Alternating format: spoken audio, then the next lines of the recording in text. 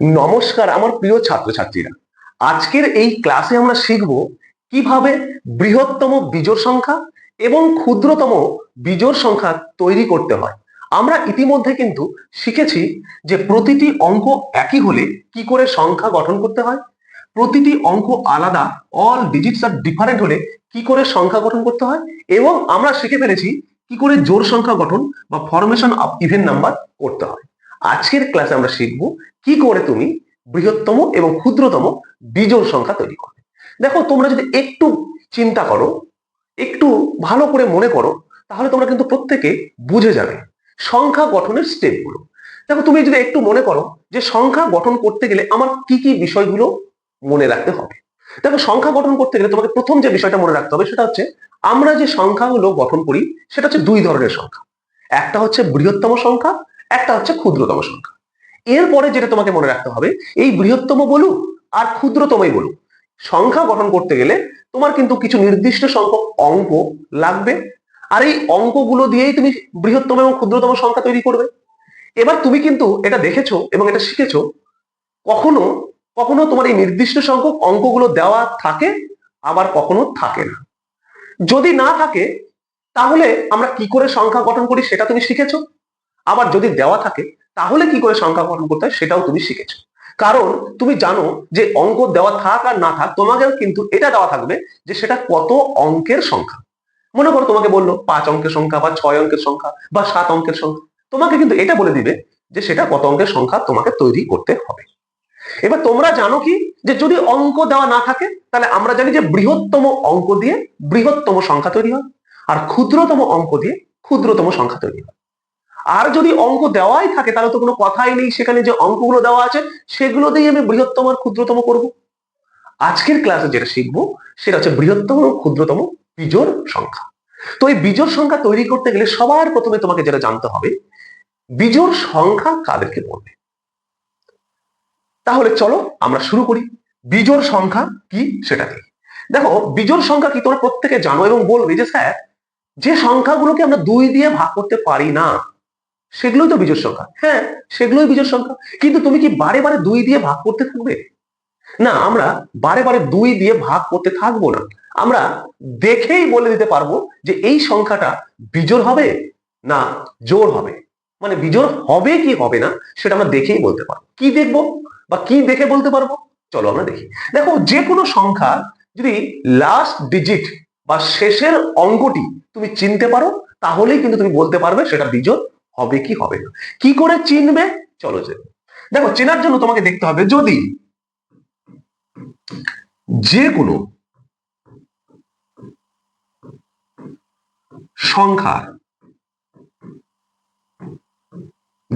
সংখ্যার last digit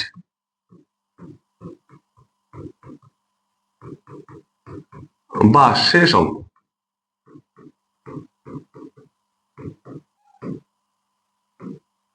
last digit বা শেষের অঙ্ক কি থাকবে।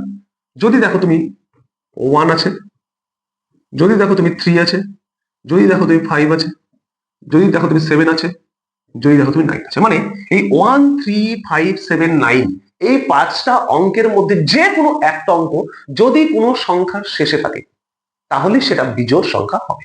যেমন মনে করো আমি নিলাম 4 7 8 9 2 5।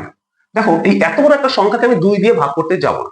আমি কি করব, জাস্ট লাস্টের যে ডিজিটটা বা শেষ যে অঙ্কটা আছে এইটাকে দেখব।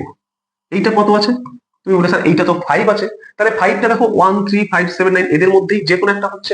তাহলে এদের মধ্যেই যদি যে কোনো একটা কোনো সংখ্যার শেষে থাকে তাহলে তুমি বলবে যে এটা 100% বিজোড় বা অড নাম্বার। তাহলে একটা সংখ্যা বিজোড় হবে কি হবে না তুমি দেখলেই এখন থেকে চিনতে পারবে। তাহলে তুমি বুঝে গেলে বিজোড় সংখ্যা কোনগুলোকে বলবে। তাহলে বিজোড় সংখ্যা কোনগুলোকে বলবে, বিজোড় সংখ্যা তুমি বলবে যে সংখ্যাগুলো লাস্টে 1 3 5 7 9 এর মধ্যে যে কোনো একটা থাকবে। আমরা আজকের ক্লাসে শিখবো কি বিজোড় সংখ্যা কি করে গঠন করতে হয়। তাহলে বিজোড় সংখ্যা গঠন করতে গেলে যে সংখ্যাটা আমি তৈরি করবো তার লাস্টে এদের মধ্যে যে কোনো একটা অঙ্ক থাকবে। এবার এদের মধ্যে কোনটা থাকবে তুমি কি করে বুঝবে, তোমাকে অঙ্ক দেওয়া থাকতে হবে। তাহলে সেই অঙ্কগুলো দেওয়া থাকলে তাদের মধ্যে থেকে আমি এদের মধ্যে কোনটা আছে খুঁজবো, খুঁজে সেটাকে শেষে লিখবো। কিন্তু যদি অঙ্ক দেওয়া না থাকে, কারণ আমরা জানি সংখ্যা গঠন করতে গেলে দেখেছি অঙ্ক দেওয়া থাকতেও পারে, নাও থাকতে পারে। তো যদি কোনো অঙ্ক দেওয়া না থাকে তাহলে কি করে বিজোড় সংখ্যা তুমি তৈরি করবে, প্রথমে আমরা এটাই শিখবো। দেখো, যদি কোনো অঙ্ক দেওয়া না থাকে,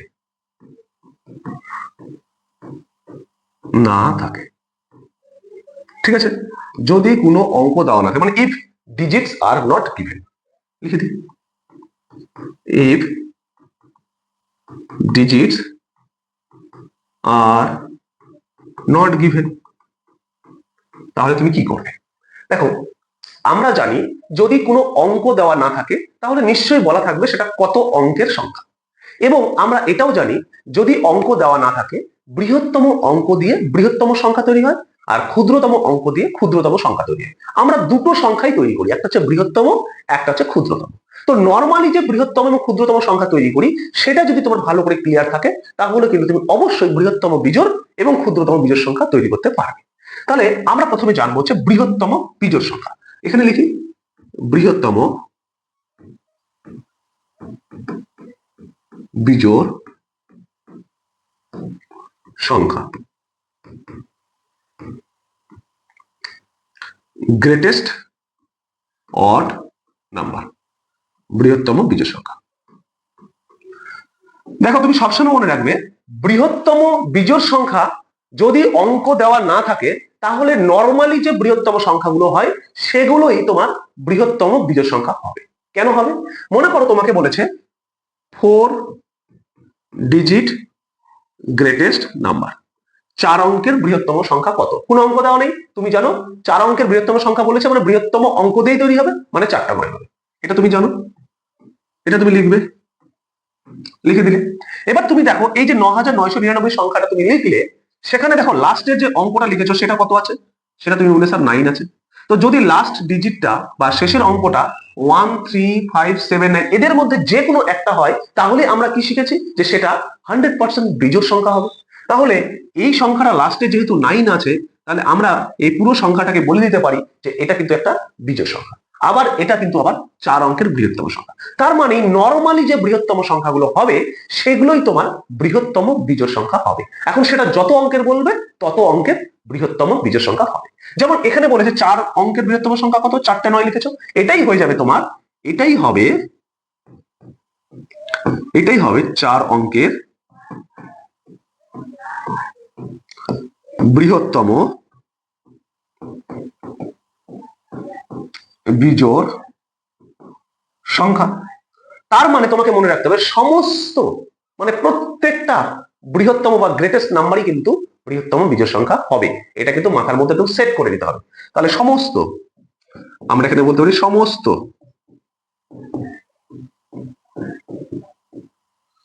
বৃহত্তম সংখ্যায় হবে বৃহত্তম বিজোড় সংখ্যা। তার কারণ কি? তার কারণ প্রত্যেকটা বৃহত্তম সংখ্যার মধ্যেই কিন্তু তোমার 9 আছে লাস্টে, সেই জন্যই বৃহত্তম সংখ্যাগুলো কি হয়েছে, বৃহত্তম বিজোড় সংখ্যা হয়ে যাচ্ছে। তাহলে বৃহত্তম বিজোড় সংখ্যা কি করে তৈরি করবে?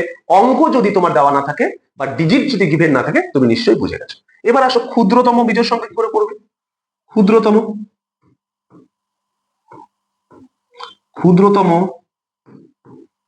বিজোড় সংখ্যা, ক্ষুদ্রতম বিজোড় সংখ্যা মানে স্মলেস্ট অড নাম্বার, কি করে তৈরি করবে? এখানেও তোমার, তুমি জানো যে যখন আমাদের কোনো অঙ্ক দেওয়া থাকে না তখন আমরা ক্ষুদ্রতম অঙ্ক দিয়েই ক্ষুদ্রতম সংখ্যা তৈরি করি। তাহলে ক্ষুদ্রতম আমাকে যদি 4 অঙ্কের বলে, 4 অঙ্কের ক্ষুদ্রতম মানে 4 ডিজিট স্মলেস্ট নাম্বার, কি লিখবে? আমরা লিখি 1 1 2 3, একটা 1 3টে 0, এটাই হলো ক্ষুদ্রতম সংখ্যা। কিন্তু আমাকে বলেছে কি ক্ষুদ্রতম বিজোড় সংখ্যা। তুমি দেখো যে ক্ষুদ্রতম সংখ্যাটা নরমালি আমি লিখলাম তার লাস্টে কি আছে, 0 আছে। আমরা কি জানি যে সমস্ত সংখ্যার লাস্টে বা শেষে 1 3 5 7 9 এদের মধ্যে যে কোনো একটা থাকবে সেটাই হবে বিজোড়। বাট এখানে আমরা দেখতে পাচ্ছি এদের মানে এই সংখ্যাটা শেষে 0 আছে, এর মধ্যে তো 0 নেই, তাহলে এটাকে কিন্তু তুমি বিজোড় বলতে পারবে না। তাহলে কোনটাকে বিজোড় বলবে? সবসময় ক্ষুদ্রতম বিজোড় বের করতে গেলে যদি অঙ্ক দেওয়া না থাকে, তাহলে তোমাকে মনে রাখতে হবে নরমালি যে আমরা ক্ষুদ্রতম সংখ্যাটা পাই তার ঠিক পরের সংখ্যাটা, মানে তার ঠিক নেক্সট নাম্বারটা। তাহলে এটা যদি 1000 হয়, তাহলে এর পরের নাম্বারটা কি হবে? 1001। মানে এর পরের নাম্বারটা হয়ে যাবে 1001। তাহলে এই ওয়ানটা দেখো আবার এই 1357 এর মধ্যে আছে, তাহলে এই 1001টা হবে ক্ষুদ্রতম বিজোড় সংখ্যা। তাহলে ক্ষুদ্রতম বিজোড় সংখ্যা তুমি কি করে তৈরি করবে? যদি কোনো অঙ্ক বা ডিজিট না দেওয়া থাকে, তুমি সবসময় মনে রাখবে যে নর্মালি যে ক্ষুদ্রতম সংখ্যাগুলো লিখি ঠিক তার পরের সংখ্যাটা। তোমাকে যদি বলে 5 ডিজিট স্মলেস্ট নাম্বার, কি হবে? তুমি লিখবে 1, 4টা 0 এটা। কিন্তু তোমাকে যদি বলে 5 ডিজিট স্মলেস্ট অড নাম্বার, তাহলে তুমি কি করবে? এই নর্মালি যে 5 অঙ্কের ক্ষুদ্রতম সংখ্যাটা হয় ঠিক তার পরের সংখ্যাটা, মানে শুধুমাত্র লাস্টে যেটা থাকে 0 সেটাকে 1 করে দিতে হবে।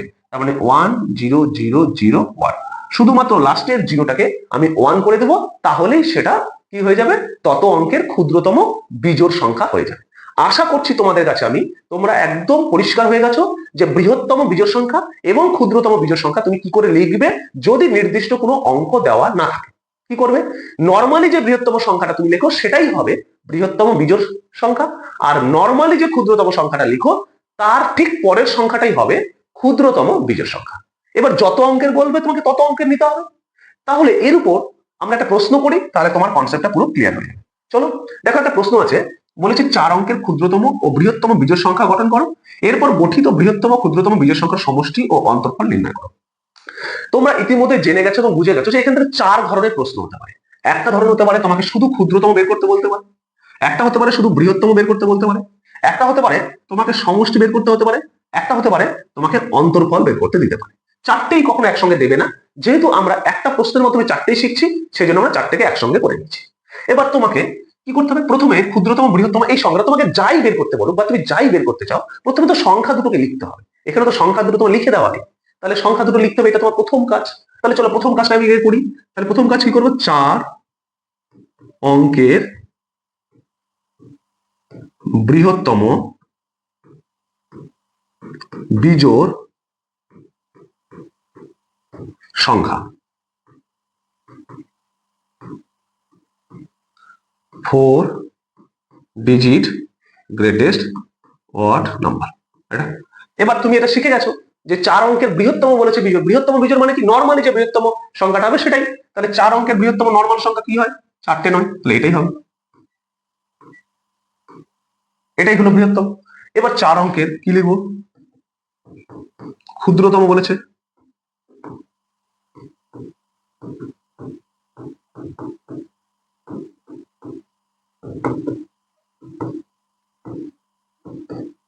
মানে 4 ডিজিট স্মলেস্ট অড নাম্বার। এবার দেখো আমরা কি বলেছি? ক্ষুদ্রতম ক্ষেত্রে কি হবে? নর্মালি যে ক্ষুদ্রতম সংখ্যাটা হয় ঠিক তার পরেরটা হবে। তাহলে 4 অঙ্কের নর্মালি কি হয়? 1 1 2 তিনটে 0 হবে, তিনটে 0-এর মধ্যে লাস্টের 0টা শুধু কি হয়ে যাবে? 1 হয়ে যাবে, তাহলেই হবে। এবার আমাকে যদি বলে সমষ্টি বা সাম, কি করে বের করবে? আমরা জাস্ট সাম করে দেবো, তাহলেই হবে। তাহলে 9 আর 1 10 শূন্য, হাতে থাকলো 1, 9 1 10 শূন্য, হাতে থাকলো 1, 9 1 10 শূন্য, হাতে থাকলো 1, 9 1 10, আর হাতের 1 11। তাহলে এটা হলো তোমার সাম বা সমষ্টি। যদি তোমাকে অন্তর্ফল বলে, মানে ডিফারেন্স, তাহলে আমরা ডিফারেন্স কি করে করবো? জাস্ট এই দুটোকে মাইনাস করে দেবো। তাহলে 9 থেকে 1 গেল 8, 9 থেকে 0 9, 9 থেকে 0 9, 9 থেকে 1 গেল 8। তাহলে ডিফারেন্স বা অন্তর্ফল বললে অ্যান্সার হবে এটা। তাহলে দেখো, আমার যদি বৃহত্তম এবং ক্ষুদ্রতম বিজোড় সংখ্যার প্রশ্ন আসে যেখানে কোনো অঙ্ক দেওয়া নেই, কি করে করবে? বৃহত্তম বিজোড় বললে বৃহত্তম নর্মালি যে সংখ্যাটা সেটাই লিখবো, ক্ষুদ্রতম বিজোড় বললে নর্মালি যে ক্ষুদ্রতম সংখ্যাটা ঠিক তার পরের সংখ্যাটা লিখবো, সমষ্টি বললে যোগ করব, অন্তর্ফল বললে বিয়োগ করবো। আমার প্রশ্নের সমাধান হয়ে যাবে। আশা করছি তোমরা পুরো ব্যাপারটা বুঝে গেছো কি করে হচ্ছে। তাহলে তোমাদের জন্য দেখো একটা হোমওয়ার্ক আছে, যেখানে বলা হয়েছে 5 অঙ্কের ক্ষুদ্রতম ও বৃহত্তম বিজোড় সংখ্যা গঠন করে তাদের সমষ্টি এবং অন্তর্ফল বের করো। প্রত্যেকে হোমওয়ার্কটা বাড়িতে করবে, করে কমেন্টে জানাবে এবং বুঝতে পারলে কি পারলে না সেটাও কিন্তু অবশ্যই প্রত্যেকে কমেন্ট করে জানাবে, তাহলে আমি অন্তত বুঝতে পারবো যে আমার ক্লাসগুলো যে আমি করাচ্ছি তাতে তোমাদের কোনো উপকার হচ্ছে কিনা।